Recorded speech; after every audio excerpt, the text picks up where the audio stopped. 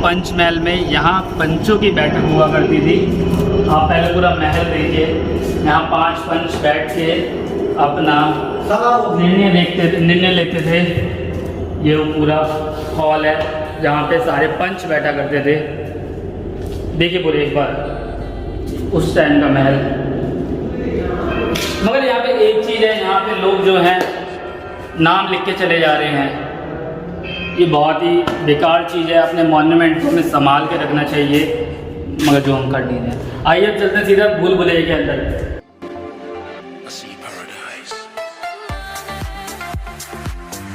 Hello, ये वो भूल भुलैया का रास्ता है। हाँ, जैसे लखनऊ में एक भूल भुलैया है, वैसी यहाँ पे एक भूल भुलैया है।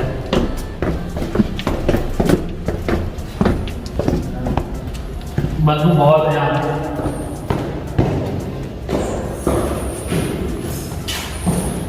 ये पूरा अभी धूप अंधेरा उधर तक, और स्मेल तो बहुत ही ज़्यादा यहाँ पे आ रही है। मैं जाऊँगा नहीं वहाँ पे। और ये गेट भी बंद है। कृष्णा का कहूँगा कि आप ज़्यादा अंदर ना जाए, क्योंकि बदबू बहुत है, रिस्क नहीं लेते हैं। पूछेंगे अभी से इनसे कि क्या ये रास्ता खुला है या नहीं। अभी से ना ऊपर बैठे, उन्होंने कहा आप नीचे हो जाइए एक बार, अगर नीचे रास्ता खुला मिलता है तो फिर मैं आपको हिस्ट्री बताऊँगा। आइए चलते हैं।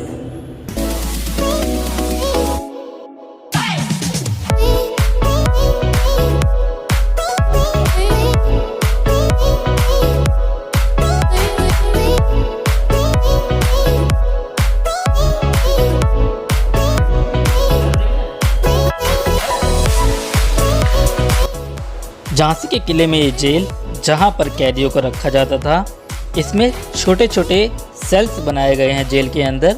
आइए देखते हैं पहले वो सेल कैसे दिखते हैं। बहुत ही छोटा सेल है, इसमें कैदियों को रखा जाता था।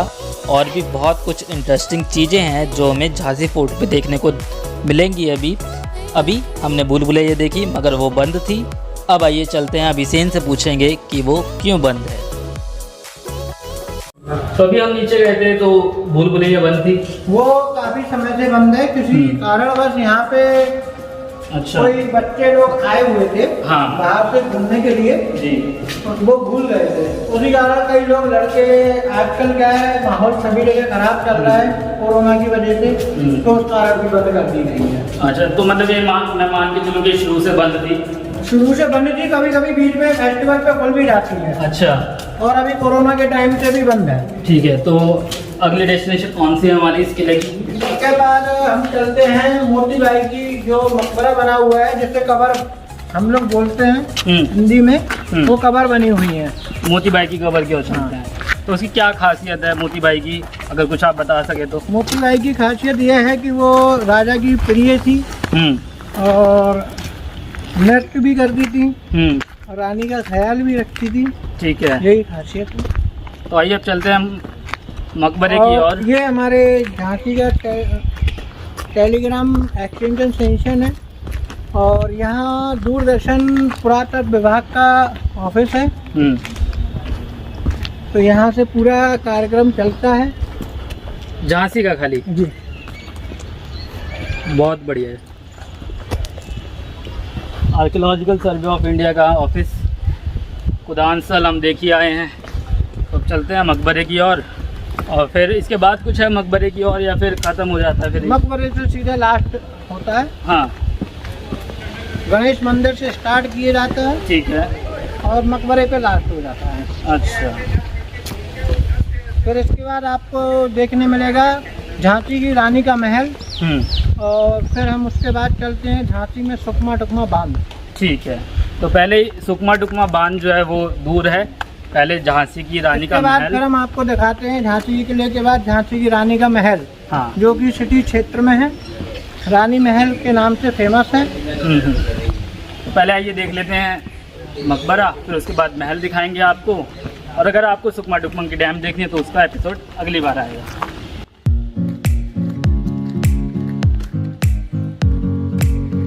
ये है सबसे पुराना पेड़ झांसी के किले का, इमली का पेड़। अच्छा। काफ़ी समय हो गया है इसे। और ये है मोतीबाई की मकबरा ये। और खुदा बख्श की।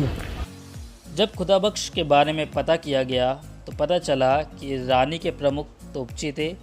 तोप से निशाना साधने में महारत हासिल थी और ये रानी के सेना के सिपह सलार और तोपची थे। मोतीबाई का मकबरा और कब्र, और साथ ही साथ खुदा बख्श थे क्या जो करते थे? 7 जून 1858 शायद 1958 नहीं 1858 में युद्ध में वीर गति हो गए थे। खुदा बख्श तोपची में माहिर थे, सारी तोप चलाना जानते थे, प्लस रिपेयरिंग मास्टर भी थे।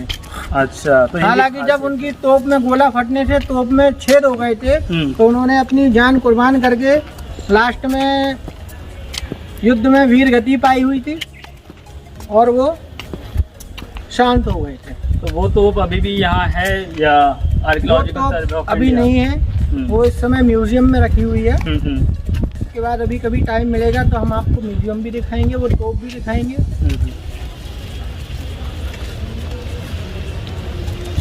जो झांसी की रानी की जो तलवार थी वो कहाँ पे आज? वो इस समय आज की डेट में ग्वालियर में म्यूजियम में रखी हुई है।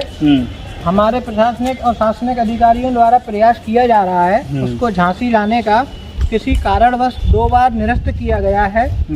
ग्वालियर के प्रशासन द्वारा हम लोगों का पूरा प्रयास है कि झांसी की रानी की ऐतिहासिक चीज़ तो इतनी कीमती है और हम लोगों के म्यूजियम में ही रखी होनी चाहिए।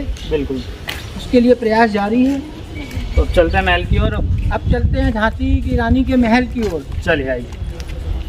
तो थोड़ा आर्कियोलॉजिकल सर्वे ऑफ इंडिया वालों से पूछा मैंने कि झांसी की रानी का महल बंद है या खुला है, तो उन्होंने बताया कि अभी रिपेयरिंग वहाँ पे कंस्ट्रक्शन का काम चल रहा है तो इसलिए बंद किया गया। अगर मैं सेन भाई बताइए कि कहाँ पे है वो महल? झांसी की रानी का महल झांसी के किले से आधा किलोमीटर की दूरी पे है, जो कि किले से बिल्कुल डायरेक्टली सामने दिखता है।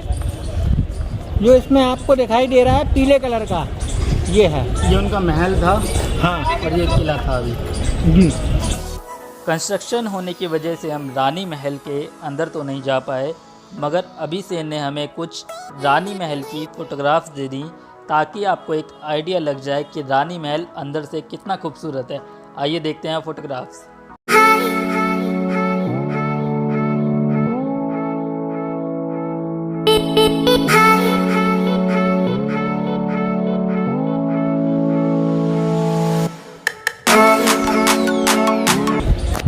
ये था झांसी की रानी का किला।